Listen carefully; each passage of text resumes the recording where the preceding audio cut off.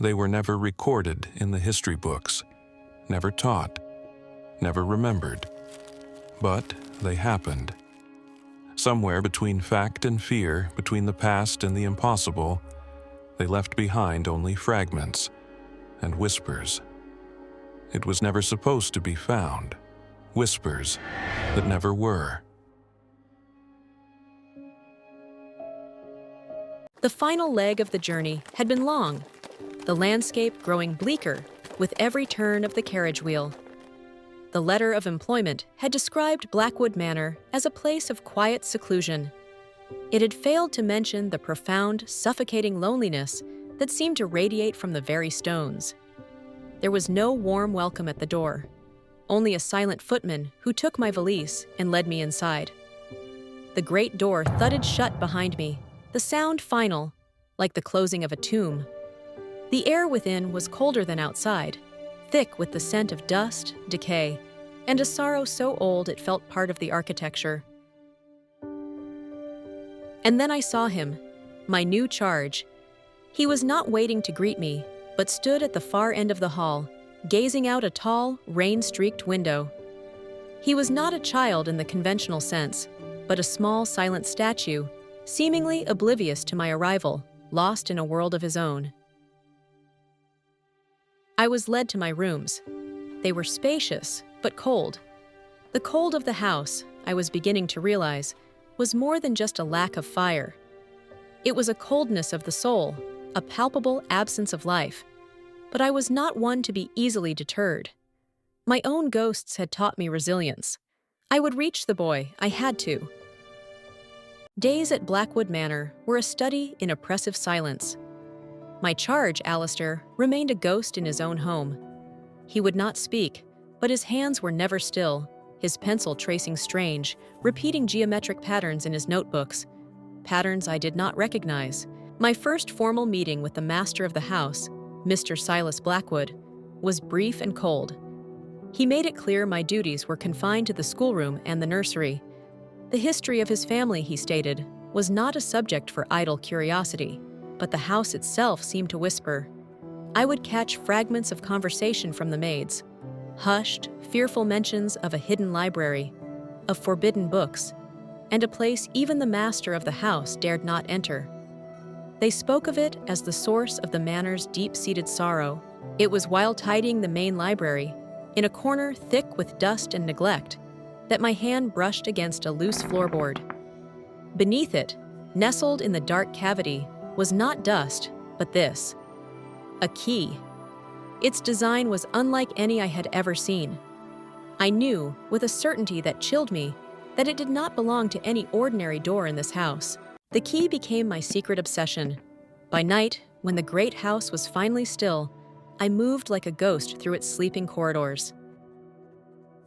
I tried it on every lock I could find, on chests, on doors, on antique writing desks, but it fit none. It was a key without a purpose, an answer without a question. The breakthrough came not from my search, but from my duty. During a lesson, as Alistair filled another page with his strange designs, my eye caught a familiar shape. It was a moment of chilling clarity. The labyrinth he drew with such focus, it was not random, it was a map. Armed with this new knowledge, I returned to the main library. It was no longer just a room of books, but a puzzle box waiting to be opened. I looked past the titles and bindings and studied the shelves themselves, searching for the pattern from Alistair's mind, a design that would betray a hidden seam. And there it was. Not a lock in the traditional sense, but a flaw in the ornamentation. A small carved raven, its eye a dark void. A void that perfectly matched the shape of my key. The whispers of the house had led me here. The real question was, what lay on the other side? My heart hammered against my ribs, a frantic counterpoint to the suffocating silence of the library. With a breath I did not realize I was holding, I turned the key. There was no loud groan of protest, no grinding of old gears, only a soft, near-silent click, and a section of the great bookshelf swung inward, revealing an opening as dark and absolute as a freshly dug grave. I hesitated for only a moment. The passage was short, leading to another door, this one unlocked. I pushed it open and stepped inside. It was not a place of comfort or leisure. This was a laboratory of the soul, a circular prison of paper and ink, sealed away from the world for a reason. The books were wrong. They were bound in strange leathers, their titles in languages I did not recognize. The charts on the walls were not of stars, but of something far more esoteric. This was not a collection, I realized. It was an obsession, a dangerous, all-consuming obsession. And in the precise center of the room, as if it were the dark sun around which this strange universe orbited, stood a single lectern. Upon it rested a book. One book larger than all the others. A book not merely placed, but bound in chains, as if its keeper feared it might escape.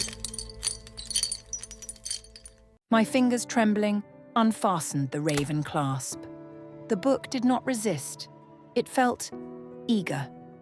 The pages were a multi-generational confession, a ledger of a terrible pact made by the first Blackwood for knowledge and influence. The price, I read with dawning horror, was a tithe of the soul, one child of each generation, claimed by the silence, their voice and spirit given over as payment. Suddenly, it all made sense. The library was not a collection, but an arsenal, a desperate centuries-long search for a means to break the pact. Alistair's silence was not an ailment to be cured, but a cage. His strange, repeating drawings, they were the patterns of his prison. I closed the book, fastened the clasp, and left the library as I had found it. The secret was not mine to take, only to understand. Later that evening, I encountered Mr. Blackwood in the hall. He stopped. There was no need for words. He saw in my eyes that I knew. For a fleeting moment, his cold iron mask of authority dissolved, replaced by the face of a man utterly broken by the burden he carried. He did not dismiss me. I believe he was relieved. The silence in Blackwood Manor was no longer empty, for now it was shared.